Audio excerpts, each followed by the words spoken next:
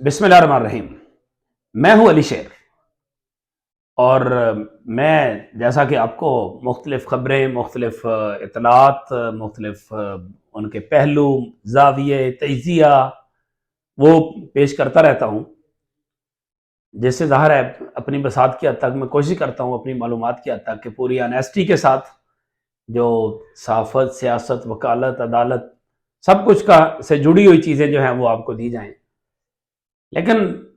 آج جو مطلب کہا جائے کہ منڈے کو جو ہماری بڑی خبریں تھیں، وہ خبر تھی عمران خان صاحب کی ممکنہ گرفتاری یا پیشی۔ تو گرفتاری تو نہیں ہوئی، جس طرح وہ لاہور ہائی کورٹ میں گئے، جتنی دیر لگی، جس طرح بار بار ویٹ کرنا پڑا، ججز بھی آئے، باقی چیزیں بھی ہوئیں، خیر ان کی ضمانت ہو گئی، مختصر بات یہ ہے۔ دوسرا وہ جو سائن کرنے والا معاملہ تھا 2 فائلوں پہ کہ جی یہ پٹیشن پہ دستخط اور ہیں اور اس پہ اور ہیں، تو وہ جو معاملہ تھا اس میں وہ درخواست واپس لے کے اور عدالت سے سوری کر کے وہ معاملہ بھی نپٹ گیا۔ ایک بات یہ تھی کہ شاید ان کو گرفتار کر لیا جائے جب یہ ہائی کورٹ جا رہے ہوں، لیکن کل اس کا اشارہ کچھ ملا تھا اس طرح سے کہ جس میں یہ کہا گیا تھا کہ، اور یہ حقیقت ہے کہ ایف آئی اے اپنی طرف سے تیار تھی، لیکن ظاہر یہ ایک پولیٹیکل فیصلہ ہے، تو پولیٹیکل فیصلہ ہوگا تو وہ بہت بڑے لیول پہ ہوگا، اس پہ ہوتا، اس کی منظوری ہوتی، پھر آگے پروسیس ہوتا، لیکن ایف آئی اے جو تھی وہ تیار تھی اپنی حد تک۔ ضمانت ہوگی خان صاحب کی، جس طرح سے وہ گئے۔ اب اس کے کچھ پہلو دیکھ لیتے ہیں۔ ایک تو یہ کہ اب کیا خان صاحب ایک عدالت میں گئے ہیں تو اب باقی عدالتوں میں جانے کے لیے جو ہے وہ ان کا دروازہ کھل گیا، اب باقی عدالتوں میں بھی جانا پڑے گا، اور 72 کیسز ہیں ان کے اوپر، 72 کیسز ہیں۔ یہ ملک کی تاریخ کا پہلا وزیر اعظم ہے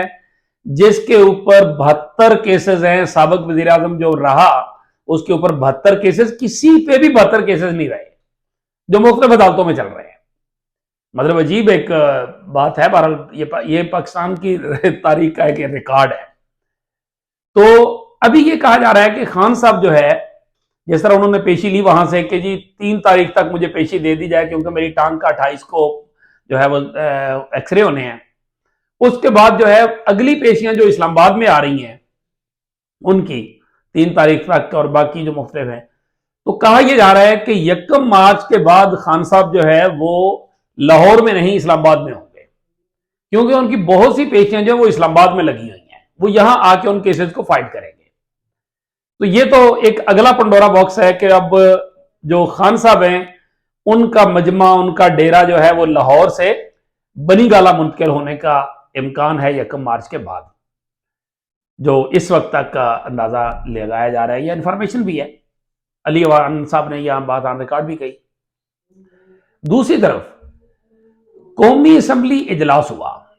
اور قومی اسمبلی اجلاس جو ہے، سینٹ میں تو اپوزیشن نے احتجاج کیا، لیکن قومی اسمبلی میں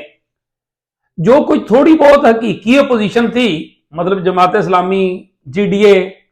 انہوں نے بھی آج منی بجٹ جو ہے یعنی ضمنی مالیاتی بل جو ہے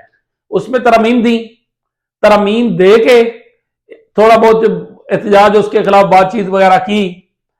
ٹوکے شوکے ماری، حاضری شاضری لگوائی، لیکن انہوں نے کورم پوائنٹ آؤٹ نہیں کیا، کیونکہ 68 یعنی 68 سے زیادہ ارکان جو تھے وہ اسمبلی میں بیک وقت، آج بھی کسی وقت نہیں تھے۔ 86 ارکان چاہیے ہوتے ہیں کورم کے لیے، اور وہ نہیں تھے۔ تو اس ساری سچویشن میں مطلب حکومت اور اپوزیشن دونوں نے ایک طرح سے باوضو ہو کر آئی ایم ایف کا جو معاہدہ تھا اس کو پورا کیا اور اس کے مطابق قانون سازی کی۔ وہ اور بات ہے کہ جماعت اسلامی اور جی ڈی اے نے اس کی مخالفت کی، وہ ایسی مخالفت ہوتی ہے، اتنی مخالفت ہوتی تو وہ کورم پوائنٹ آؤٹ کر دیتے، تو اس کے بعد وہ ہو تو پھر بھی جاتا ہی، آج نہ ہوتا 2 دن بعد ہو جاتا، 1 دن بعد ہو جاتا، لیکن وہ تو جانا ہی تھا، لیکن کم از کم ان کا ریکارڈ تو پروٹیسٹ تو آ جاتا۔ دوسری ایک اور دلچسپ آج واقعہ ہوا، وہ تھا پی ٹی آئی کی کیا ارکان پارلیمنٹ کی قومی اسمبلی میں واپسی شروع ہو گئی، تو ان کی ایز پارٹی پالیسی محمود باقی مولوی جو کراچی سے جیتے تھے، انہوں نے آج قومی اسمبلی کے رکن کی حیثیت سے حلف اٹھا لیا ہے۔ تو اس سے ایک یہ بھی امکان تھا، کیونکہ وہ خان صاحب کے بڑے ڈائی ہارٹ سپورٹر ہیں، تو اس سے یہ بھی لگتا تھا کہ شاید ہو سکتا ہے یہ ابھی حلف اٹھانے کے بعد سائن کرنے کے بعد جو ہے وہ کہیں کورم ہی پوائنٹ آؤٹ نہ کر دے اور ان کا منی بجٹ جو ہے وہی چلا جائے، لیکن انہوں نے بھی کورم پوائنٹ آؤٹ نہیں کیا۔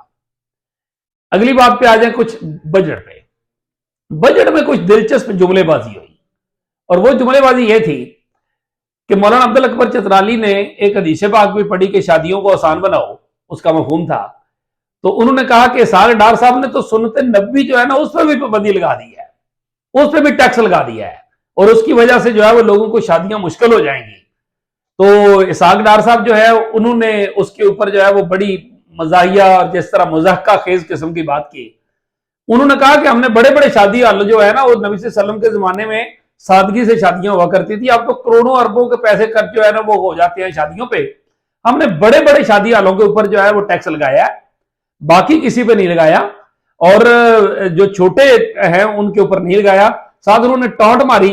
طنز کیا چترالی صاحب پہ کہ چترالی صاحب اگر آپ نے کوئی پلان کیا ہوا ہے، ان کا اشارہ تھا کہ اگر آپ نے شادی کا کوئی پلان کیا ہوا ہے تو صدر صاحب کے دستخط کرنے سے پہلے شادی کر لے، تاکہ جو ہے نا وہ آپ کو زیادہ بل نہ دینا پڑے۔ اس کا مفہوم یہ تھا، مطلب بجائے اس کے کہ وہ بات کرتے اس کی بجائے انہوں نے چترالی صاحب کے اوپر ایک طنز مار دی، ٹوک مار دی۔ دوسری بات جو تھی وہ سائرہ بانو جڈیے کی، انہوں نے کہا کہ غریب لوگ جو تھے، کیونکہ عمرہ جو ہے وہ تو اس حد تک روزہ رکھنے کا جو تصور ہے وہ اس طبقے میں تو اتنا زیادہ نہیں ہے،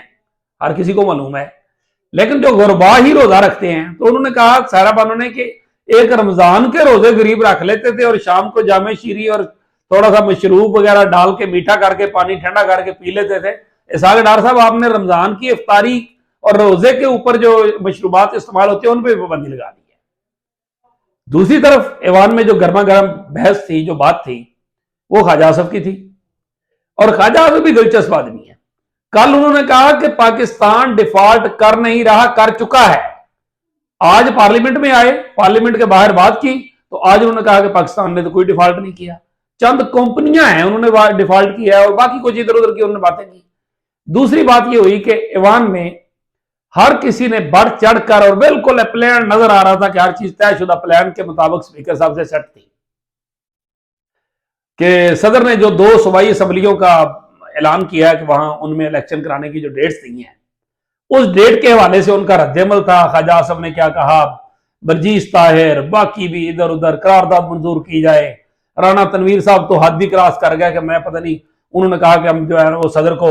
جو ہے میں تو جوتا مار دوں گا صدر کو۔ برجیس طاہر وہ پھر سپیکر صاحب نے وہ الفاظ جو ہے وہ حذف کرائے۔ تو اس طرح کی سچویشن رہی، اور پھر ساتھ اچھا مزے کی بات یہ کہ آئین و قانون جب کہہ رہا ہے کہ آپ 90 دن میں الیکشن کرائیں، آپ نہیں کرا رہے، غیر آئینی کام کر رہے ہیں، تو آپ جو ہے ٹھیک ہے 90 دن کے بعد جا کے غیر آئینی شروع ہو گیا، لیکن ایک پروسیس ہے، 54 ڈیز جو ہے وہ چاہیے شیڈول کے لیے الیکشن کمیشن کو، آپ وہ نہیں دے رہے، آپ وہ نہیں اعلان کر رہے، گورنر نہیں اعلان کر رہا، تو آپ اس کے وہاں تو آپ کو غیر آئینی کام نظر نہیں آتا، وہاں آئین آپ کو ٹوٹتا ہوا نظر نہیں آتا۔ یہ جو کورم ہے وہ پورا نہ ہونا اور بغیر کورم کے اجلاس چلانا، وہ ساری چیزیں کرنا، یہ آپ کو نظر نہیں آتی، اور بھی بہت کچھ، وہ سب کچھ آپ کو نظر نہیں آتا، لیکن یہ ہے کہ وہ صدر صاحب کا جو اقدام ہے وہ غیر آئینی نظر آتا ہے، وہ بالکل اپنی جگہ غیر آئینی ہے۔ وہ آپ کو نظر آتا ہے قاسم سوری والی رولنگ اپنی جگہ غیر آئینی ہے، ٹھیک ہے، لیکن بس مصیبت اس بات پہ ہے کہ اخلاق، قانون، آئین، مسلک، مذہب اتنا جتنا جس کو بارہ کھائے، سچ یہی ہے۔ بس اپنی اپنی تشریح ہے، اپنی اپنی باتیں لگے ہوئے ہیں۔ اسی کے ساتھ مجھے دیجیے اجازت، اللہ حافظ۔